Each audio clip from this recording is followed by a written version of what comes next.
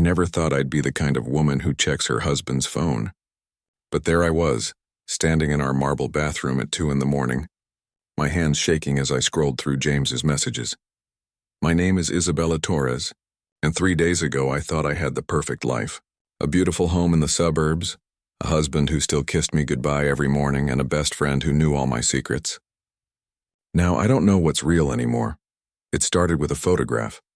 I was having lunch with my sister Maya when she showed it to me.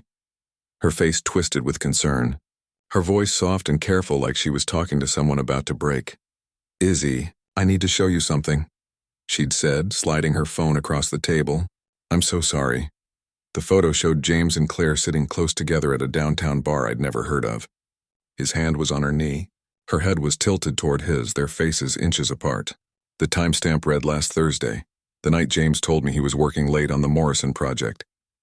My stomach dropped. The restaurant noise faded into a dull buzz. "There has to be an explanation," I whispered, but even I didn't believe it. Maya reached across the table and squeezed my hand. "I'm here for you, whatever you need." I spent the rest of that day in a fog. I picked up our dog from the groomer, stopped at the grocery store, made dinner, all while that image burned behind my eyes. When James came home that evening, he kissed my cheek and asked about my day like nothing was wrong. I almost confronted him right there in the kitchen, but something held me back. Instead, I started watching, paying attention. The next morning, I noticed things I'd been too comfortable to see before, the way James's phone was always face down on the counter, how he'd started going to the gym an hour earlier than usual, the new cologne that smelled expensive and unfamiliar, and Claire. God, Claire. We'd been best friends since college. 10 years of shared secrets, late-night conversations, and being there for each other through everything. She was the maid of honor at my wedding. She'd held my hand when I miscarried last year. She knew James almost as well as I did. That's what made it so perfect, I realized later. So devastatingly perfect. On Tuesday, Claire came over for our weekly coffee date. We sat in my sunroom, the place where we'd planned my wedding, where she'd cried on my shoulder after her divorce, where we'd laughed until we couldn't breathe about ridiculous things that didn't matter. "You seem distracted," she said, stirring sugar into her latte. I studied her face, the face I knew as well as my own. She looked concerned, genuine, not like someone who was sleeping with my husband. "Just tired," I lied. "James has been working crazy hours." Something flickered across her expression. Was it guilt? Satisfaction? Or was I just seeing things that weren't there? "Men in their work," she said with a small laugh. "At least he's dedicated. Dedicated." The word felt like a knife. That night I did something I'm not proud of. After James fell asleep, I took his phone into the bathroom and tried to unlock it. He'd changed his passcode. It used to be our anniversary. Now it was something else. My hands were shaking so badly I almost dropped the phone. I tried his birthday, my birthday, random combinations. Nothing worked. I was about to give up when I remembered. James always used patterns, not random numbers. I tried the corners of the keypad in sequence, 1379. The phone unlocked. My heart hammered as I opened his messages. There was nothing from Claire. Nothing suspicious at all, actually. Just work emails, texts from his brother, a reminder about a dentist appointment. I checked his call log. Again, nothing unusual. It didn't make sense. Maya's photo was real. I'd examined it 100 times looking for signs of Photoshop. But if James and Claire were having an affair, where was the evidence? Unless they were using a different app. Or a burner phone. I was spiraling, I knew it. But I couldn't stop. The breaking point came on Friday night. James said he had a site inspection that would run late. "Don't wait up," he'd said, kissing my forehead. "I'll probably grab dinner with the contractors." An hour after he left, Claire texted me. "Emergency." "Can you come over?" I grabbed my keys, worry replacing suspicion for a moment. Claire never asked for help unless something was really wrong.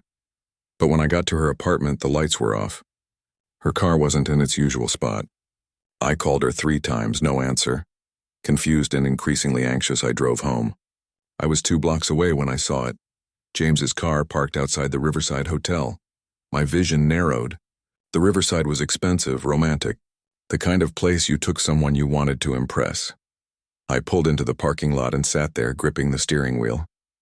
Part of me wanted to drive away, to pretend I hadn't seen anything. The other part, the part that was tired of questions and half-truths, got out of the car and walked into that lobby. "I'm meeting my husband," I told the front desk clerk, trying to sound casual. "James Torres." "What room is he in?" The young woman looked uncomfortable. "I'm sorry, ma'am, I can't give out guest information." "Please," I said, and I must have looked desperate because her expression softened. "Room 412, she whispered.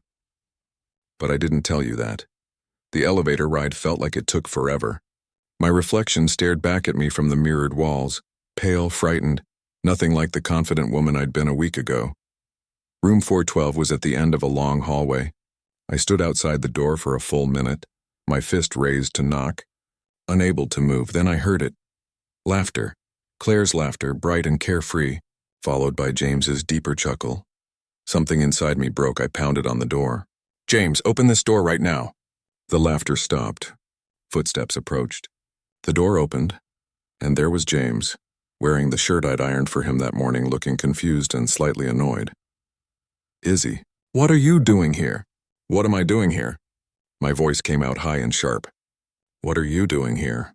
"I'm at a work meeting," he said slowly, like I was being irrational. "The investors wanted to see the model for the Morrison project. Don't lie to me." I pushed past him into the room, and there she was. Claire, sitting on the edge of the bed wearing a dress I'd helped her pick out last month. Her lipstick was perfect.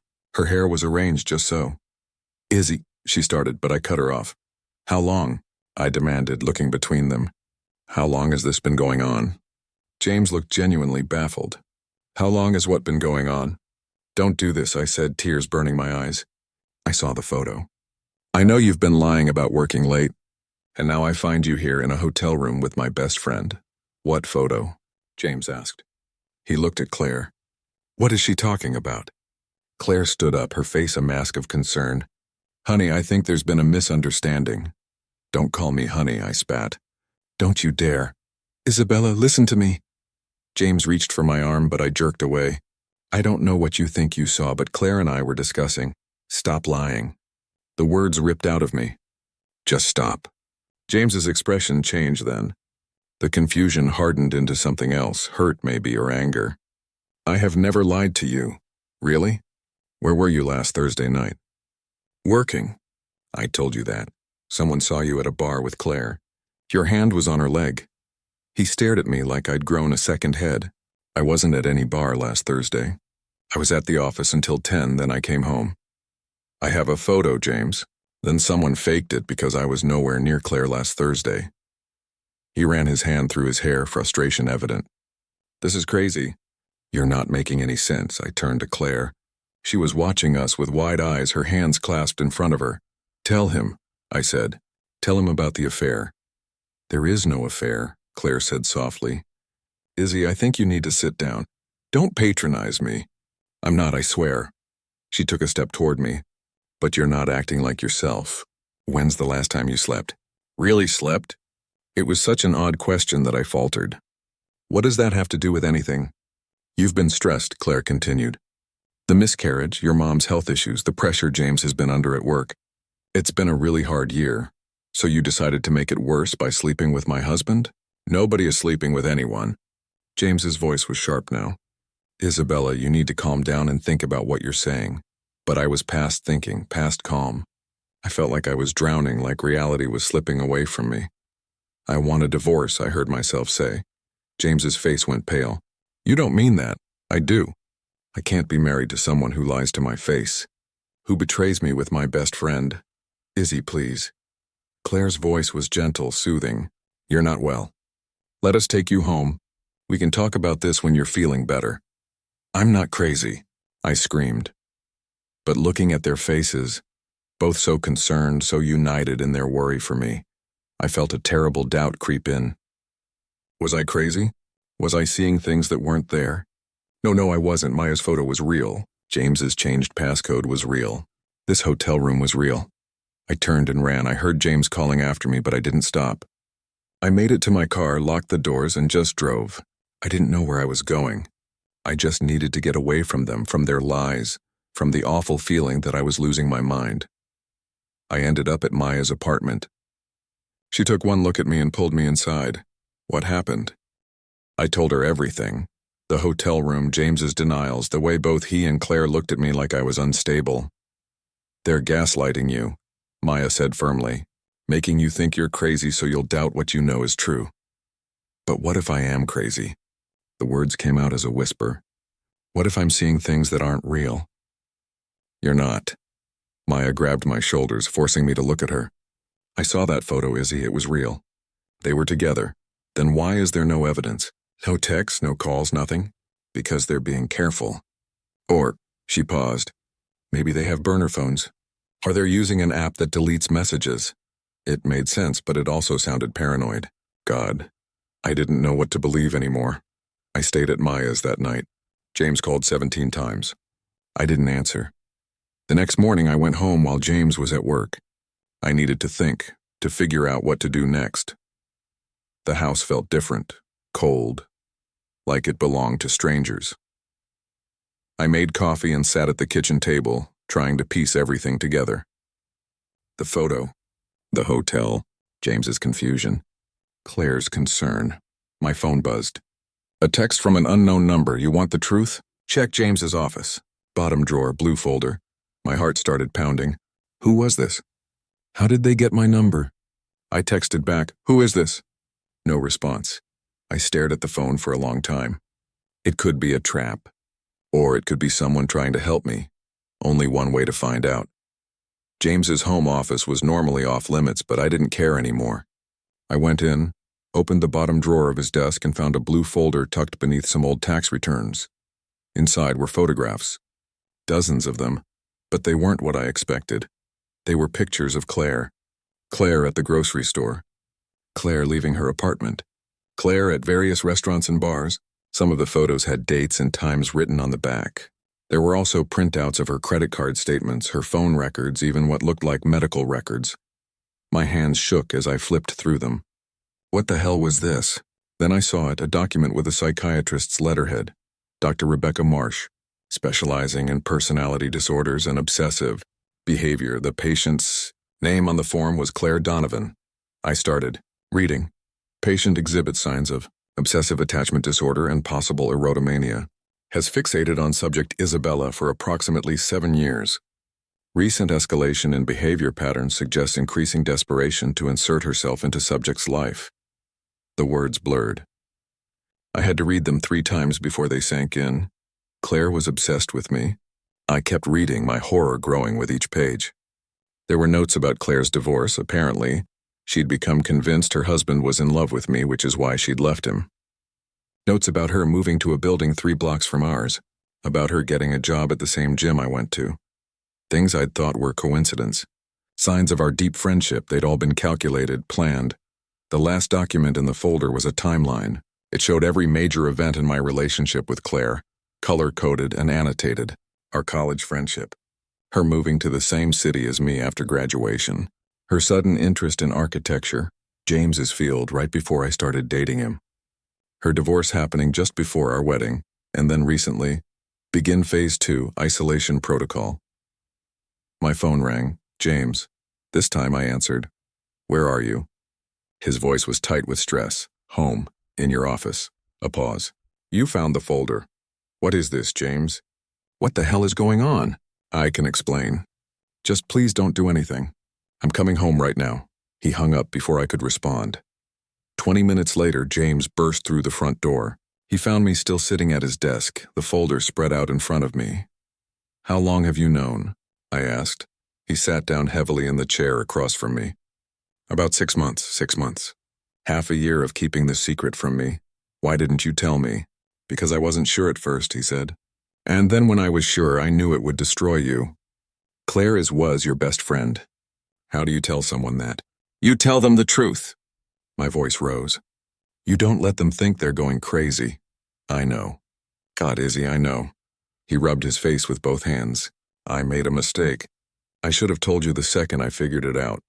"When did you figure it out?" He sighed. "Remember when you had the flu last spring? Claire offered to bring you soup and medicine." I nodded. I remembered feeling so grateful for her friendship. She used the key we gave her to let herself in. "But she didn't just bring you soup." She went through our bedroom. "I came home early from work and caught her going through your jewelry box." When I confronted her, she said she was looking for the bracelet she'd lent you. But Izzy, you weren't wearing any borrowed jewelry. Why didn't you tell me then? Because she started crying, apologizing. She said she'd been feeling lost after her divorce and seeing our happy marriage made her sad. She said she just wanted to feel close to you. He looked miserable. It sounded believable.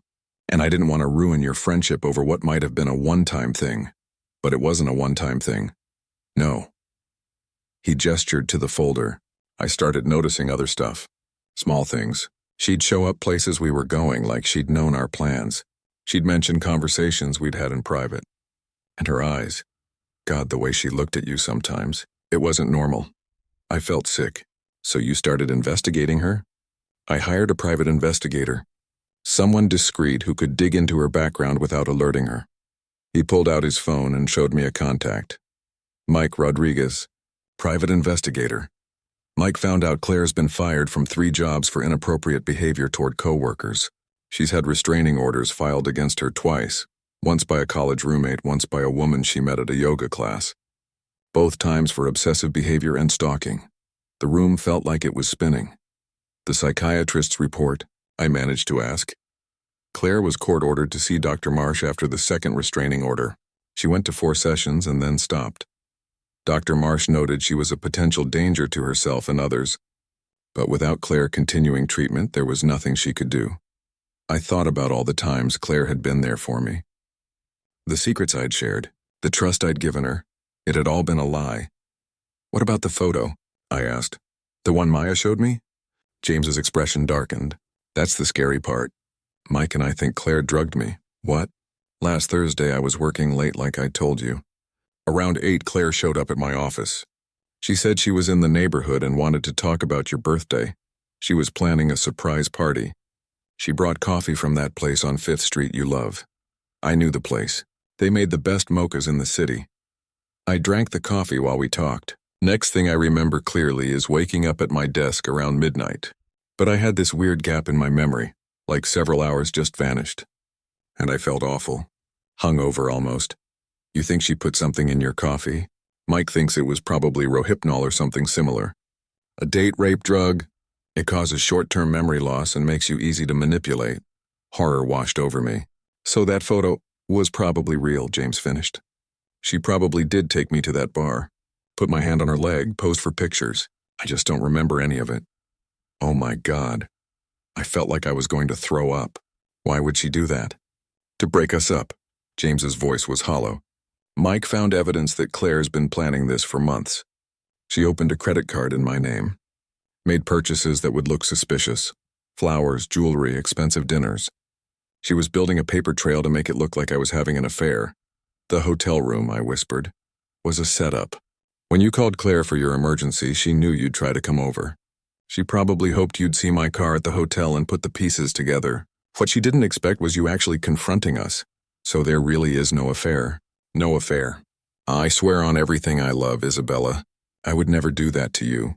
I wanted to believe him. God, I wanted to so badly. But I'd been fooled by Claire for years. How could I trust my judgment anymore? Why was Claire at the hotel if it was just a setup? She told me that morning she had some documents for the Morrison project, supposedly from one of the investors. She said we should meet at the hotel because the investor was staying there and might want to sit in on our meeting. It seemed weird, but I was so focused on landing this project that I didn't question it. He shook his head. I'm an idiot. You're not an idiot. She's just very good at manipulation. We sat in silence for a moment. What do we do now? I finally asked. Mike is working on getting more evidence. Once we have enough, we're going to the police. What Claire's been doing, the drugging, the identity theft, the stalking, it's all illegal. She's going to know we're onto her. I know. That's why we need to be careful. As if on cue, my phone buzzed. A text from Claire. Hey love, just checking in. You seemed really upset last night. Want to grab lunch and talk? I'm worried about you. The casual tone made my skin crawl. Like she hadn't just tried to destroy my marriage. Like we were still best friends sharing secrets over coffee. Don't respond, James said quickly. Mike said we need to act normal until we have enough evidence to go to the police. Act normal? How am I supposed to act normal around her? I know it's hard, but if we tip her off, she might do something worse. Worse than drugging my husband and framing him for an affair? I didn't want to think about what worse might look like. Over the next few days, I did my best to pretend everything was fine. I responded to Claire's texts with short, friendly messages. I even agreed to meet her for coffee on Wednesday, sitting across from her in our usual spot. Watching her smile and laugh and play the part of my concerned best friend took every ounce of strength I had. "You look tired," she said, stirring sugar into her latte. The same gesture I'd watched her make 100 times. "Are you sleeping okay?" "Not really," I admitted. "At least that was true. Is it about Friday night?" Her eyes were wide with concern. "I've been so worried about you." "I'm sorry about that," I forced myself to say. "I think I've been under too much stress lately." "We all have moments like that," she said soothingly. "The important thing is you're getting help." "Getting help?" "James told me you're going to see someone." "A therapist." She reached across the table and squeezed my hand. "I think that's really brave." I hadn't told James I was seeing a therapist. Because I wasn't, did he? I managed to say. "He's really worried about you. We both are." Her thumb rubbed circles on the back of my hand. The gesture felt possessive, wrong. "But you're going to be okay. I'm here for you, no matter what." I pulled my hand away, pretending to reach for my coffee. "Thanks, Claire. That's what best friends are for." When I got home, I told James about the conversation. "She's trying to establish that you're mentally unstable," he said grimly. "If you accuse her of anything, she'll say you're having a breakdown, that you're imagining things. How do we stop her?" Mike got something today. Something big. He pulled up a video on his laptop, security footage from the bar and Maya's photo. I watched as Claire led James, clearly drugged and barely walking, into the frame. She positioned him in a chair, arranged his hand on her leg, and then took out her phone. She snapped several pictures, adjusting angles and lighting like she was conducting a photo shoot. Then she flagged down a waiter and had him take a picture of them together. James's head was lolling slightly, his eyes unfocused. After getting her photos, Claire called someone. A minute later, 2 men showed up and helped her get James into a car. "Who are those men?" I asked. "We're still figuring that out. But Mike thinks they're actors Claire hired. She told them James had too much to drink and needed a ride." "Where did they take him?" "Back to my office." Mike tracked down the car service. Claire had booked it in advance. James fast-forwarded the video. But here's the really interesting part. The footage showed Claire leaving the bar alone. But instead of looking satisfied or happy, she looked angry. She stopped on the sidewalk and made a phone call, her free hand gesturing sharply. Mike got her phone records. "That call was to your sister Maya." My blood ran cold. "Maya?" "Claire sent Maya the photo that night. She probably told her she'd seen us together, that she was worried about you. But Maya showed me the photo. She told me someone sent it to her." "Because someone did." "Claire." James paused the video on Claire's angry face. "Think about it, Izzy. How did Maya happen to have that photo right when you were having lunch with her?" "Claire timed it perfectly. So Maya isn't involved?" "No, she's a victim too. Claire used her to get to you." I felt a surge of relief followed immediately by rage. Claire had manipulated everyone around me. My sister, my husband, probably other people I didn't even know about. "Mike is presenting all of this to the police tomorrow," James said. "The video footage, the phone records, the credit card fraud, everything. They'll bring Claire in for questioning. What if she runs? Mike doesn't think she will. In her mind, she hasn't done anything wrong. She probably thinks she's helping you see that I'm not good enough for you." That night I couldn't sleep. I kept thinking about all the moments with Claire that I'd treasured. Her holding my hand in the hospital after the miscarriage. Her helping me pick out my wedding dress. Her being there for every major moment of my adult life.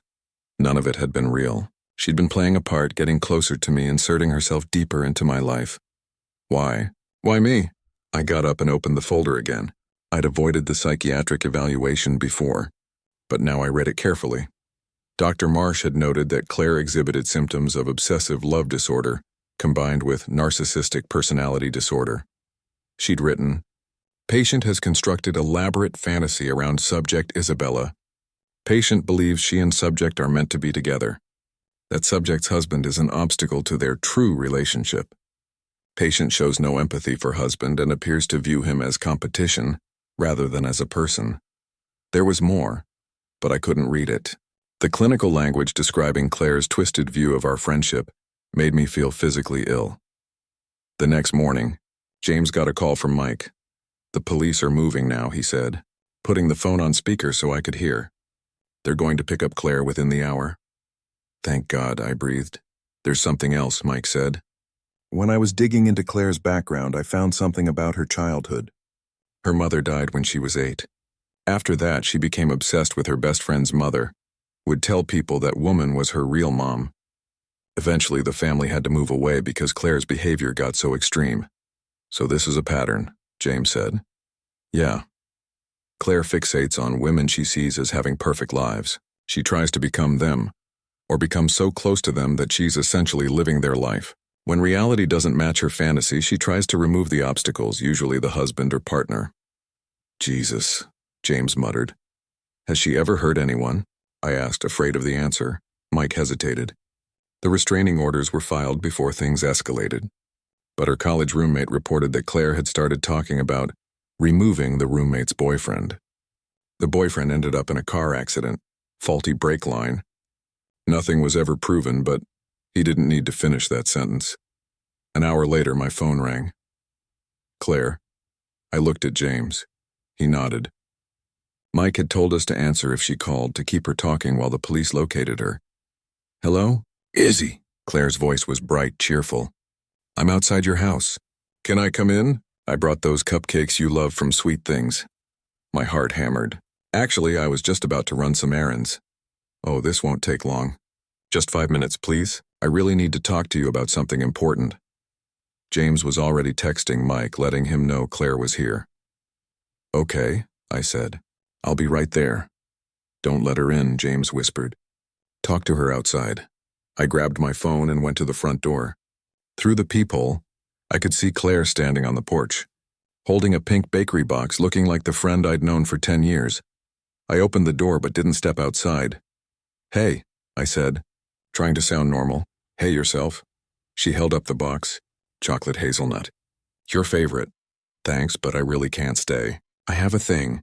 Her smile faltered slightly. "A thing?" "Yeah, an appointment." "What kind of appointment?" The question was sharp, suspicious. This wasn't friendly curiosity, just an appointment, I said. Claire's expression changed. The warmth drained from her eyes, replaced by something cold and calculating. "Where's James?" "At work. His car's in the driveway." "Damn, I'd forgotten about that." "He got a ride with a coworker," I improvised. Claire set the bakery box down on the porch railing. When she looked at me again, her face was different, harder, like she'd dropped a mask. "You know," she said softly. It wasn't a question. "Know what?" I tried to keep my voice steady. "Don't play games with me, Isabella. I can see it in your face. You know?" Behind me, I heard James coming down the stairs. Claire heard it too. Her eyes narrowed. "You told him to hire that investigator, didn't you? You've been digging into my life." "Claire, no." She cut me off. "You don't get to explain. I've done everything for you. Everything. I've been your friend when no one else understood you. I've been there through everything. And this is how you repay me? You drugged my husband." The words burst out before I could stop them. Claire laughed, but it wasn't her usual laugh. This was something brittle and strange. "I was trying to help you see what he really is. He's not good enough for you, Izzy. He never was. You deserve better. That's not your decision to make. Someone has to look out for you. You're too trusting, too naive. You don't see how people use you? Like you've been using me?" Her face twisted. "Using you? I love you. I'm the only one who really sees you, who really knows you. That's not love, Claire. That's obsession." In the distance, I heard sirens. Claire heard them too. Her whole body went rigid. "You called the police." "They were already coming," I said. "They know everything. The drugging, the credit card fraud, all of it." "No." She shook her head violently. "No, you don't understand. I did this for us, so we could be together, without him in the way. Claire, I'm married. I love my husband. We were never going to be together. But we were supposed to be." Her voice rose, becoming shrill. "We were supposed to be best friends forever. You and me against the world. That's what you said in college. I meant as friends, Claire. Just friends." "There's no such thing as just friends." She was shouting now.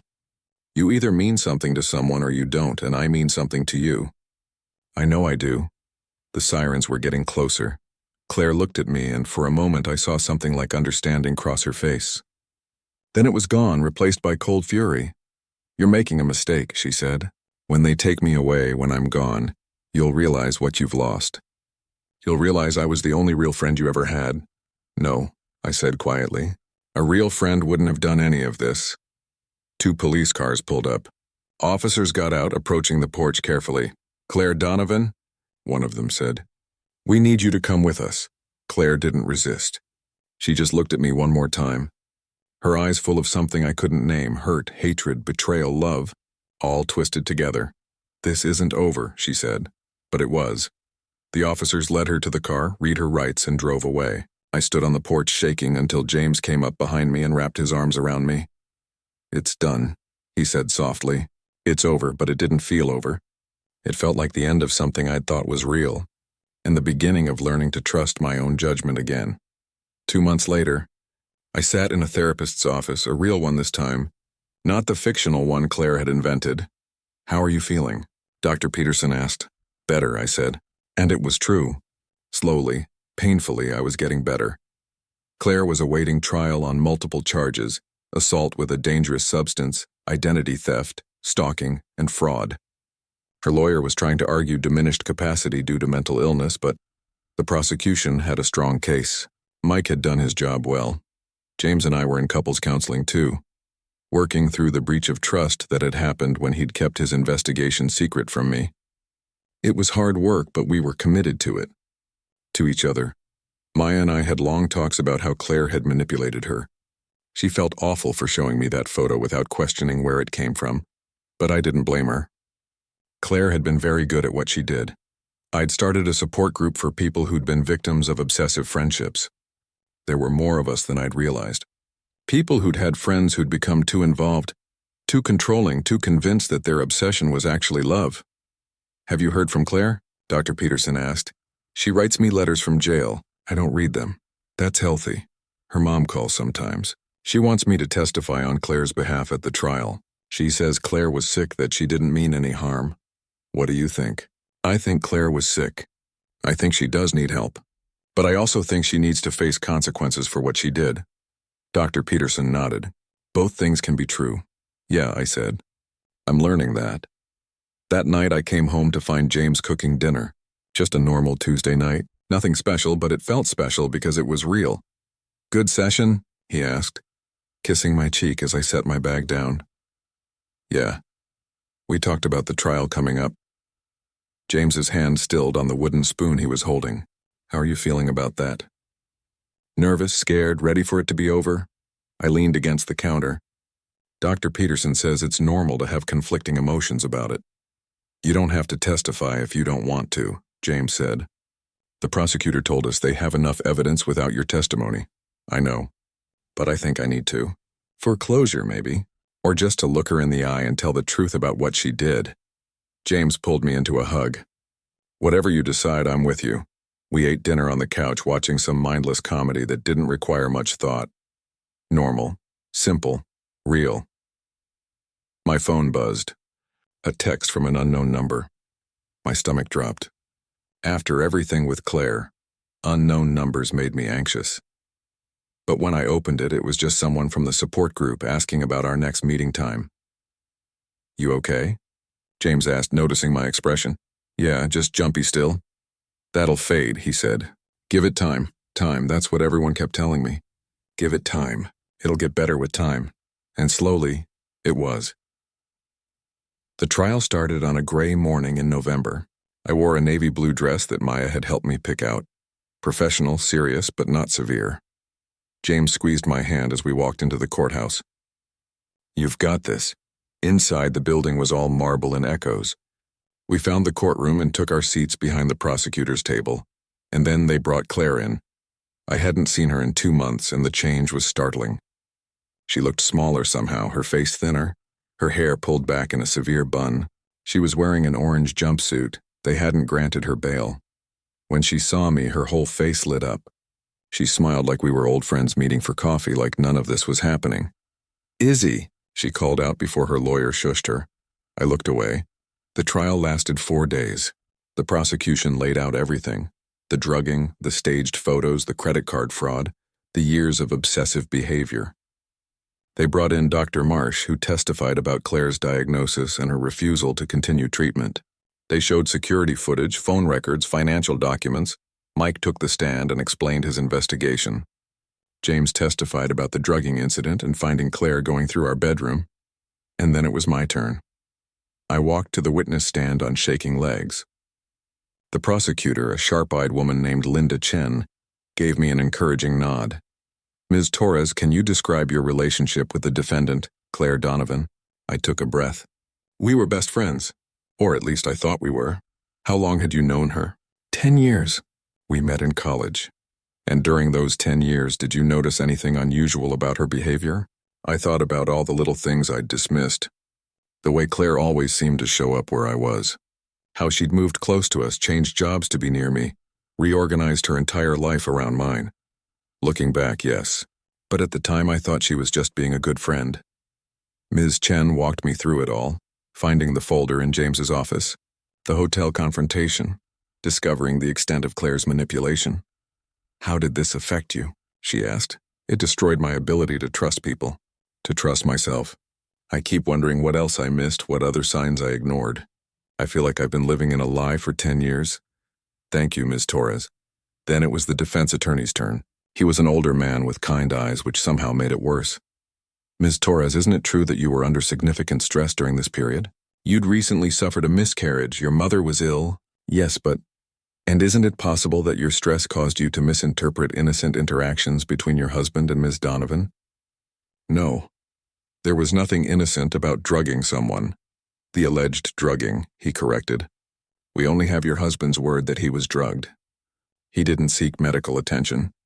There's no toxicology report, because Claire waited until the drugs were out of his system to send the photos, or because there were no drugs, and your husband is covering up an actual affair. I felt my face flush. That's not what happened. But you can't know that for certain, can you? You didn't witness the alleged drugging.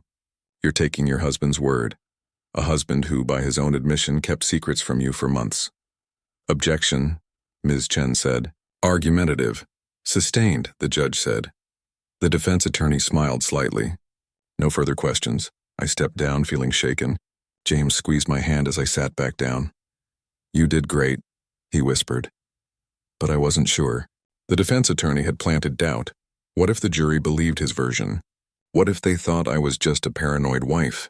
On the final day, Claire took the stand. Her lawyer had clearly coached her.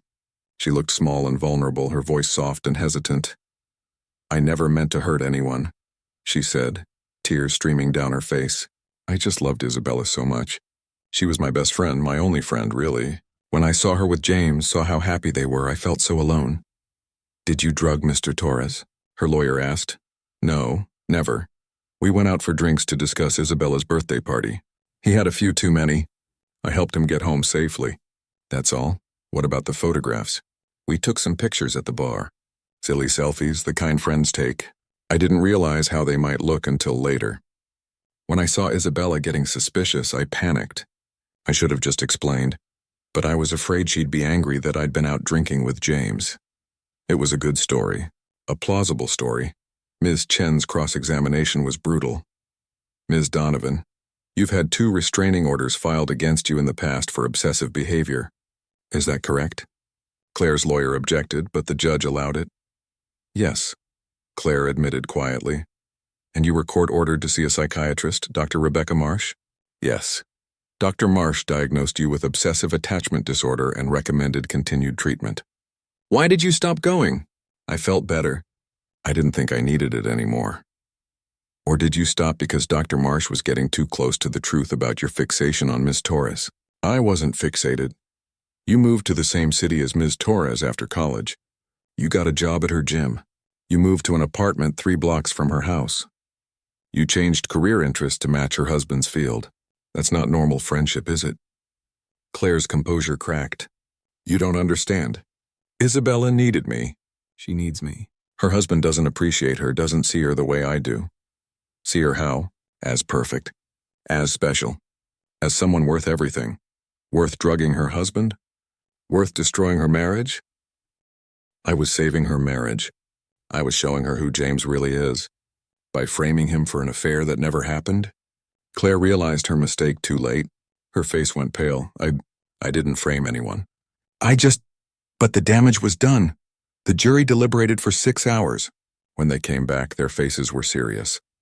On the count of assault with a dangerous substance, how do you find? Guilty. On the count of identity theft? Guilty.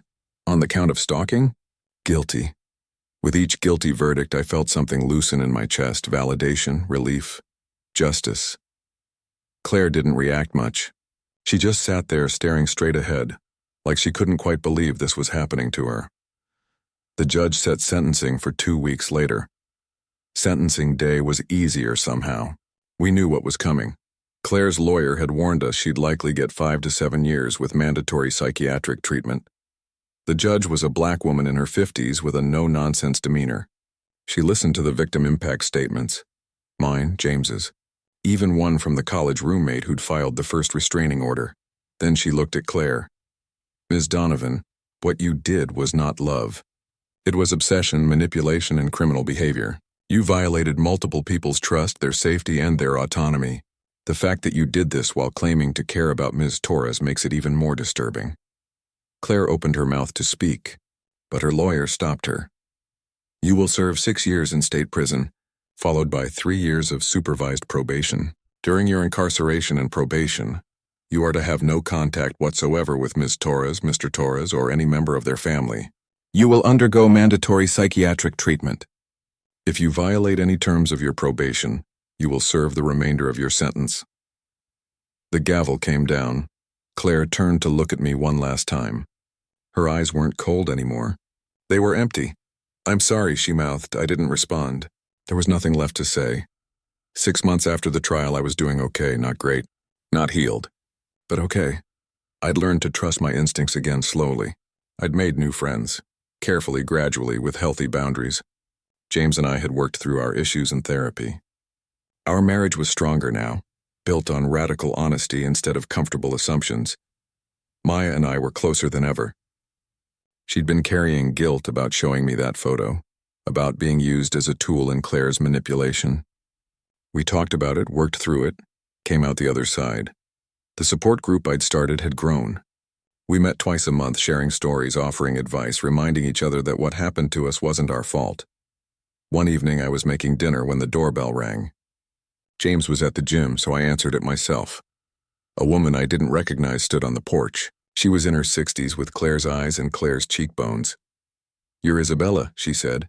Yes, I'm Margaret Donovan, Claire's mother. My first instinct was to close the door, but something in her face stopped me. A weariness, a sadness that had nothing to do with manipulation. What do you want? I asked, not unkindly, to apologize. For my daughter. For everything she put you through. You didn't do anything wrong, didn't I? She gave a sad smile. I knew Claire had problems. I knew about the other incidents, the obsessive behavior. I should have gotten her more help. Her voice broke. I should have protected people from her. It's not your fault, I said. And I meant it. Claire made her own choices. She's been writing me letters from prison. They're concerning. She still thinks you two can be friends after she gets out. She still doesn't understand what she did wrong. A chill ran through me. I have a restraining order. She can't contact me. I know. But Isabella, I need you to know if she ever tries to reach you, if she violates that order, you call the police immediately. Don't give her a chance to explain. Don't let her manipulate you again. I won't. Margaret nodded, satisfied. I come from a generation that didn't talk about mental illness. I thought if I loved Claire enough, if I was a good enough mother, she'd get better on her own. I was wrong, and you paid the price for my mistake. So did a lot of people, I said gently, but it's still not your fault. Claire is an adult. She's responsible for her actions. Maybe. Margaret turned to leave, then paused. For what it's worth, I think you're very brave. And very kind to speak to me after everything. After she left, I called Dr. Peterson. How are you feeling? She asked after I'd explained. Sad. For Margaret. For Claire, even. But also, resolved, I guess. Seeing Margaret reminded me that Claire isn't just this villain in my story. She's a person who's sick, who needs help, but she's also dangerous. Both things are true. That's very mature, Isabella. I've had good teachers. That night, James and I sat on the back porch watching the sunset. Our dog Cooper was sprawled at our feet, snoring softly. Margaret came by today, I said. James tensed. What did she want? To apologize. To warn me about Claire's delusions. Are you okay? Yeah, I think I am. I took his hand. It's strange, you know. For so long, I thought the worst thing that could happen was losing our perfect life. But we were never perfect. We just looked perfect from the outside. And now we're real. Messy and complicated and real. And that's better. James pulled me closer. I love you. The real, messy, complicated you. I love you too. We sat there as the sky turned pink and gold, and for the first time in a year, I felt at peace. The perfect life I'd thought I had was a lie. But this imperfect, honest, hard-won life we were building together, this was true a year after the trial. I stood in front of the support group looking at the faces of people who understood what I'd been through. My name is Isabella, I said, and I was the victim of an obsessive friendship. Hi, Isabella, they chorused back. It's been 2 years since I discovered the truth about my friend Claire. She's still in prison. I haven't heard from her in 14 months since I stopped accepting her letters. And I'm here to tell you that it does get better. I told them about the nightmares that had finally stopped, about learning to trust again, about the new friendships I'd built on a foundation of honesty instead of fantasy. The hardest part wasn't losing Claire, I said. It was losing the person I thought Claire was.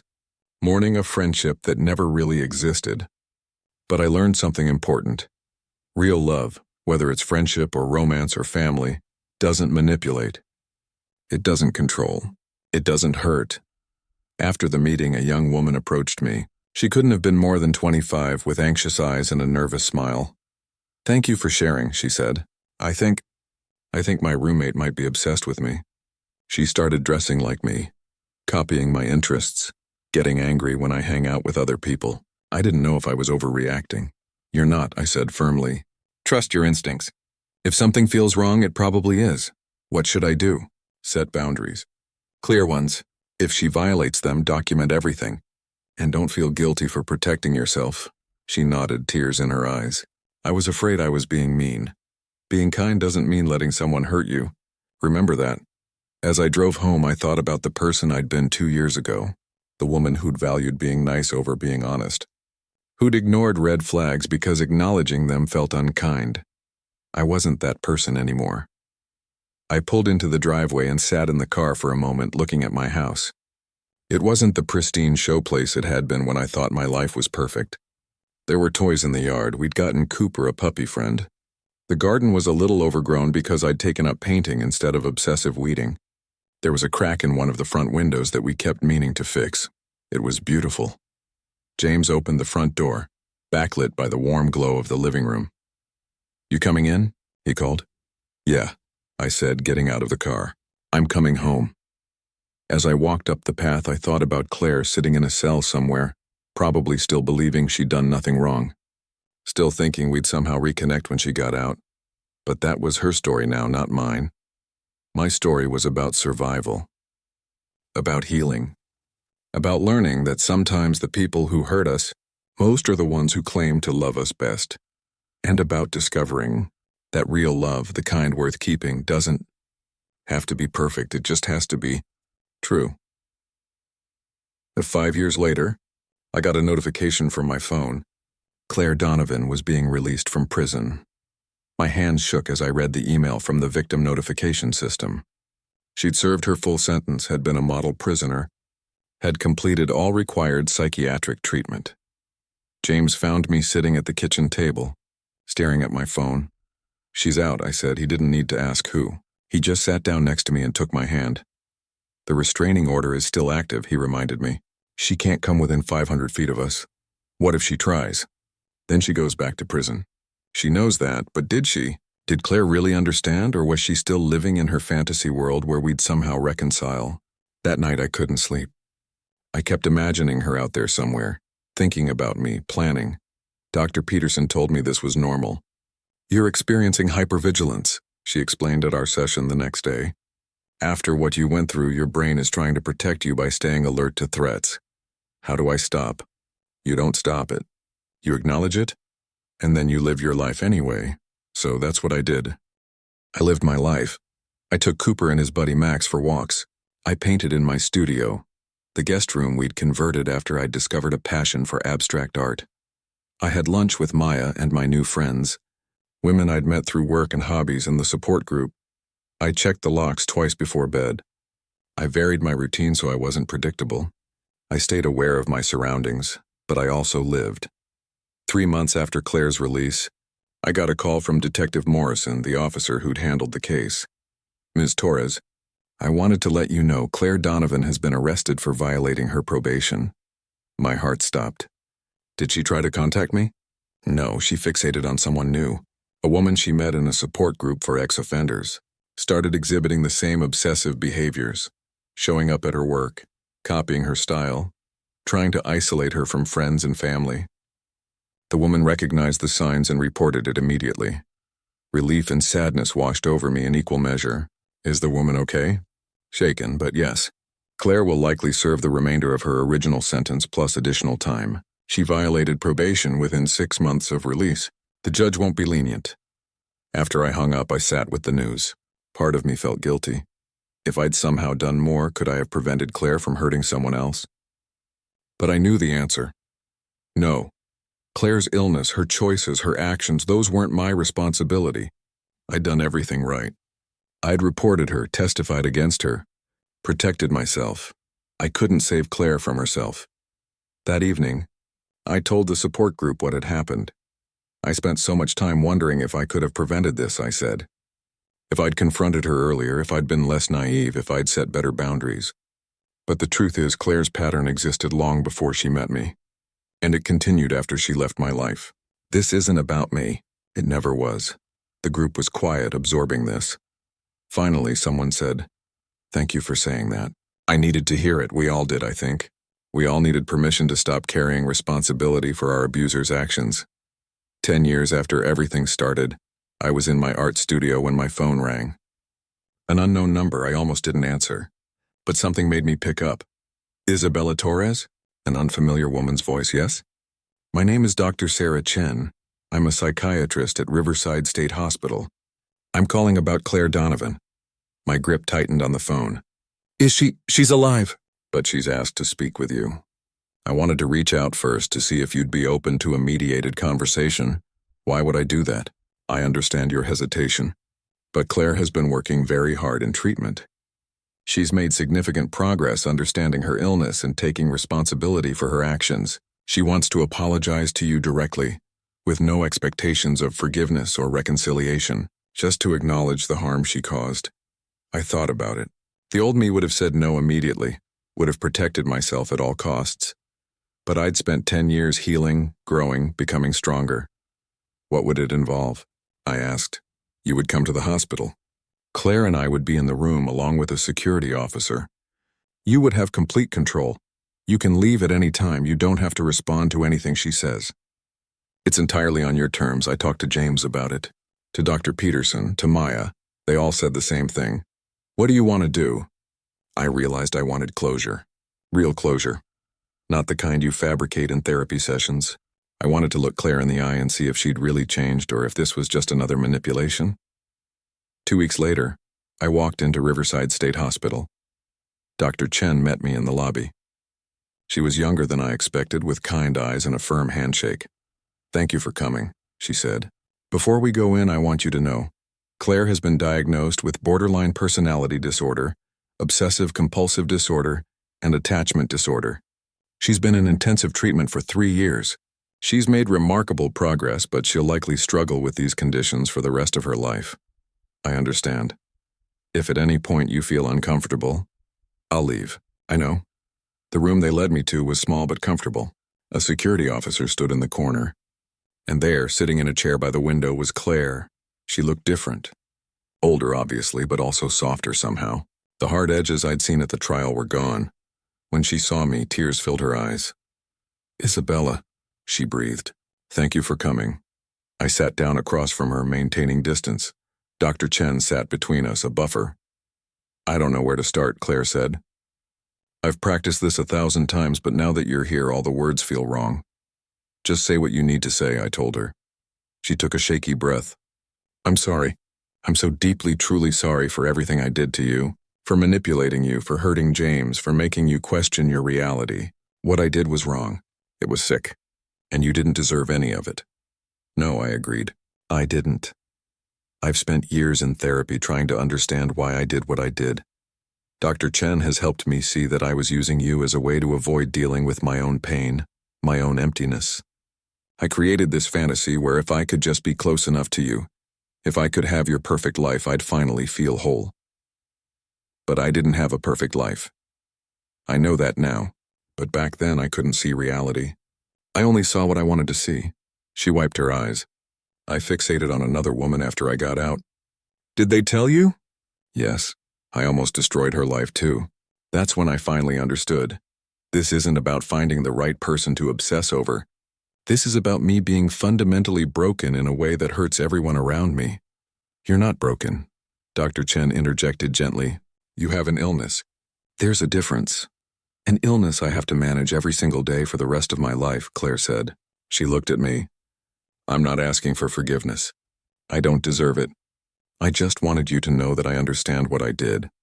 I understand that I can never undo the harm I caused. And I'm spending every day trying to make sure I never hurt anyone like that again. We sat in silence for a moment.